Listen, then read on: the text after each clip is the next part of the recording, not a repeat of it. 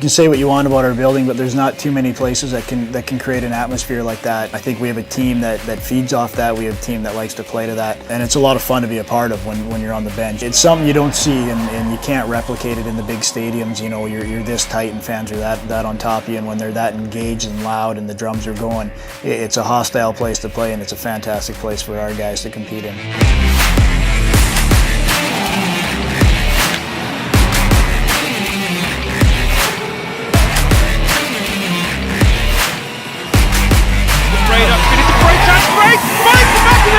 Just lifts it over, Jackson whistles.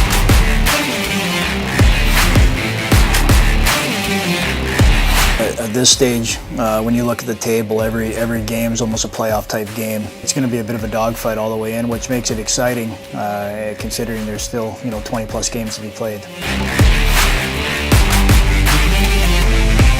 The way winning starts in the dressing room. Goalies don't usually wear letters, but a lot of times they're the silent leaders in the group, and Ginner's no different. He's a popular guy in the room. He keeps guys pretty loose, and when they go out there, you can see that. And Ginner gives everybody else confidence. And he gives us a chance to win every game. But the big thing is that we've got a ton of confidence when we go out the door with him leading the way. We know that we have a chance to win every night.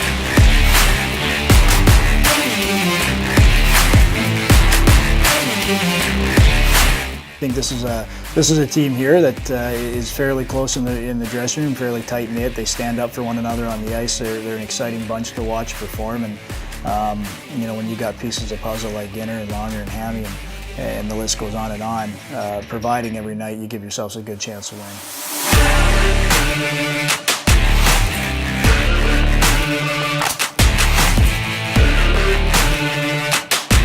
You got Mike Hammond, led the league in scoring last year. You got to think that he'll be back in the GB colors, and Dallas again had a breakout season, has continued on this year.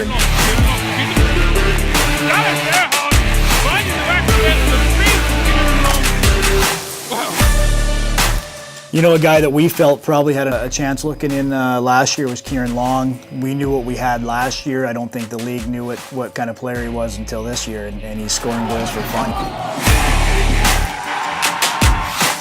I think with Manchester here, ultimately you recognize that we only have 2,500 seats here, and we're going to be up against teams that have between 7,000 and 9,000 seats. So knowing that you aren't one of the big spenders, you can't go out and buy the best resumes. We got to create, and we got to divert within. And I think our goal will be obviously to continue with our academy. We've got some great players in our academy. To link with the University of Salford has proven to be very beneficial.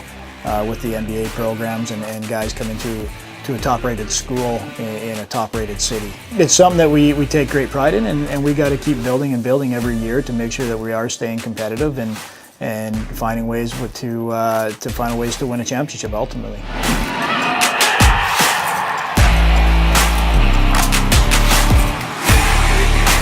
Our guys are out there every week with the kids throughout all the age groups. We're heavily involved with, like you said, Nick, Seth, and Mark as far as structure and what they're doing. They've got an incredible hockey brain, an incredible hockey IQ. We see the damage that the academies are they're beating teams by American football scores, and these kids are dedicated. They want to play. They want to grow up to play for the Storm. They want to move on past that and into Europe or over to North America. So it's quite a unique thing to think that it's only a few years old.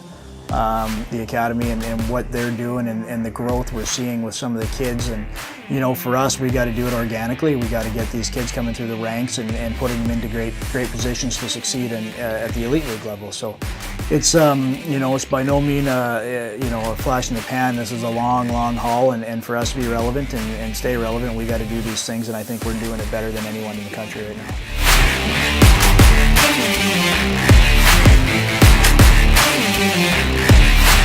And like you said, the Team GB factor, which I think doesn't get near enough attention in the country. They're in the top pool. They're in the A pool.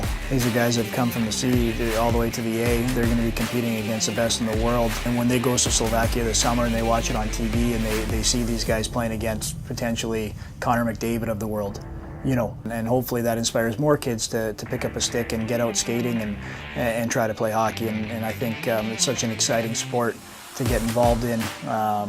Tight-knit parents and tight-knit groups, and there's so much out there for these kids to learn outside of the game. And it's something that is a Canadian, and a lot of Canadian guys and American guys in here, we grew up in doing that, and I'm really happy to see now it's starting to take off in the UK. I think anytime you win something, you want to retain it, and retaining it's sometimes more difficult than winning it in the first place, but we're a little bit behind Guildford, but we got some games in hand, and we got to play the teams that are ahead of us, so it's still in our control.